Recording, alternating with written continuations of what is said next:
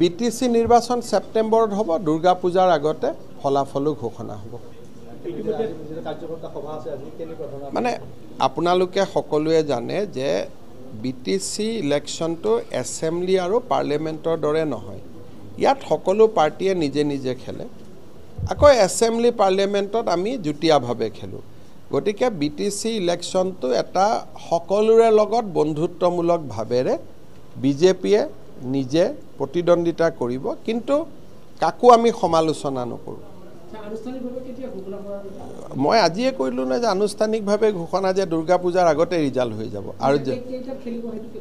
নাই সেইটো আমাৰ সভাপতি মহোদয়ে 38 জন পৰ্যবেক্ষক দিছে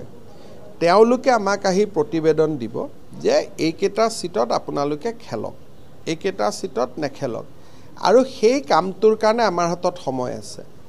কাৰণ যদি 29 ধৰি ললো 22 সেপ্টেম্বৰত ইলেকশন মই ঘোষণা কৰা নাই এটা আন্দাজত তেতিয়ালে ইলেকশন ঘোষণা হ'ব 22 আগষ্টত তেতিয়ালৈকে সভাপতিয়ে পৰ্যবেক্ষণ কৰিব যে আমি কিমানত দিব পাৰো যোৱাবাৰ আমি 26 তাত খেলিছিলো বঢ়া কমাত বিটিসি টু সিট বঢ়া নাই গতিকে কমিবও পাৰে বাঢ়িবও পাৰে হেতু যি সকল অবজাৰভাৰ আছে অবজাৰভাৰ সকলে সভাপতিক প্ৰতিবেদন দিব প্ৰতিবেদনখন সভাপতিয়ে পৰীক্ষা কৰি যে ইয়াত আমি দিলে আমি এটা কন্টেষ্ট কৰিব পাৰিম ইয়াত আমি দিলে কোনো লাভ নহয় ইয়াত দিলে লাভ হ'ব এই গুটে বিষয়খিনি সভাপতিয়ে এটা সিদ্ধান্ত ল'ব আৰু আমাৰ দলত আপোনালোকে জানে যে আমি সকলো কথা চিন্তা চৰ্চা ভাবি চিন্তি কৰো আৰু আমাৰ এটা ডাঙৰ চিন্তাও থাকিব যাতে ইলেকশনৰ কাৰণে বিটিসিৰ পৰিবেশটো বেয়া নহয় ইলেকশন আহিব যাব কিন্তু বিটিসিত আমি যেটো শান্তি আনিলো সকলোৱে লগ লাগি সেই শান্তিটো কোনো কাৰণতে এমচিএল ইএম হোৱাৰ কাৰণে হেতু বেয়া হ'ব নালাগে সেইকাৰণে বিজেপিৰ লক্ষ্য ইলেকশন পিছত বিটিএডিত শান্তি আগত শান্তি থাকিলে ইলেকশন চলি থাকিব সেইকাৰণে আমাৰ প্ৰত্যেকটো কাম আমি মেচিউৰডলি কৰিম ভাবি চিন্তি কৰিম যাতে কোনো বুলে বিজেপি অমুকটো কৰিলে কাৰণে আজি বিটিএডিত আকৌ গণ্ডগোল হৈ গ'ল তেনেকুৱা পৰিবেশ যাতে নহয় আমি সম্পূৰ্ণ এটা বিটিএডিৰ ভৱিষ্যতৰ কথা চিন্তা কৰিহে আমি ইলেকশন খেলিম কাৰণ এই শান্তি মোদী ডাঙৰীয়াই অনা শান্তি এই শান্তি বড়োলেণ্ডৰ ৰাইজে অনা শান্তি এই শান্তিটো আমি বিঘ্নিত হ'ব নিদিওঁ বিজেপি সংখ্যাগৰিষ্ঠতা পোৱা নোপোৱাৰ কথাটো নাহে সংখ্যাগৰিষ্ঠতা হ'ব লাগে বড়োলেণ্ডৰ যে ভালে কুশলে থাকক ৰাইজে সংখ্যাগৰিষ্ঠতা পাওক ৰাইজৰ কল্যাণ হওক আমাৰ ইয়াতে এনেকুৱা কোনো কথা নাই যে আমি আজিওতো আমি সংখ্যাগৰিষ্ঠতা আছো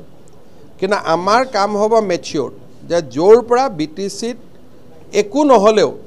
বুলে মাটি দিব পাৰ নাই ধন দিব পাৰ নাই পইচা দিব পাৰ নাই এটলিষ্ট বিজেপিয়ে তো শান্তিটো দিছে সেই বস্তুটো যাতে নোহোৱা হৈ না যায় আৰু আপোনালোককো মই অনুৰোধ কৰিম আপোনালোকেও এনেকে গুটে ইলেকশনটো পৰিচালনা কৰক যাতে যিকোনো মূল্যত শান্তিটো বেয়া নহয় কাৰণ মই নিজে ইয়াত দেখিছো যে মানুহে কি ধৰণে বড়ো আন্দোলনৰ সময়ত বা পিছৰ পৰ্যায়ত বাস কৰিছিল আজি বড়োলেণ্ডৰ মানুহ দেখিলে ভাল লাগে যে অন্তত আজি যোৱা 5 বছৰ এটাও গুলি চালনা হোৱা নাই সেই পৰিবেশটো আমি ধৰি ৰাখিব লাগিব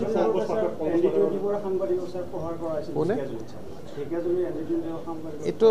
ক্ৰিমিনেল কেছ ৰেজিষ্টাৰ হৈছে আৰু দোষীয়ে শাস্তি পাব আপুনি স্পষ্ট কৰিলে স্যাৰ আপুনি স্পষ্ট কৰিলে যে আপোনাৰ প্ৰমোদ বড়ো ডাঙৰীয়াৰ চিটত আৰু হাজমা মহিলাৰ ডাঙৰীয়াৰ চিটত আপোনালোকে হেৰি নিদিয়ে কিন্তু আৰু এটা দল আছে হেতু দলৰ ক্ষেত্ৰত সব যি দলে আমাক আহি অনুৰোধ কৰিব যে ভাই আমাৰ সভাপতিৰ বিৰুদ্ধে ক্যান্ডিডেট নিদিব আমি নিদিও একো কথা নাই কিন্তু আমাকতো আহি ক'বও লাগিব আৰু এনেকুৱা নহয় যে আমি অমুক নিদিও বুলি ঠিক কৰিছো পৰিবেশ পৰিস্থিতি আগবাঢ়ি গৈ থাকিব সময়ে সময়ে আমি চাই থাকিম আৰু এটাই খালি মই কওঁ যে বিজেপিয়ে ইলেকশনটো খেলিব যাতে শান্তিৰ প্ৰক্ৰিয়া আৰু বেছি গাঢ় হয় শক্তিশালী হয় ইয়াত আমি এটো কাৰণে যুজ বাগৰ কৰি যেনেকে কংগ্ৰেছে 10টা পাব আমি 12টা পাম হেতু আমি মতলবত নাই আমাৰ বহুত মেচিউৰডলি আমি ইলেকশন খেলিম এটা ঘটনাটো মই দেখিছো মাৰপিট কৰাটো বেয়া গতিকে পুলিচে যি ব্যৱস্থা ল'ব লাগে ল'ব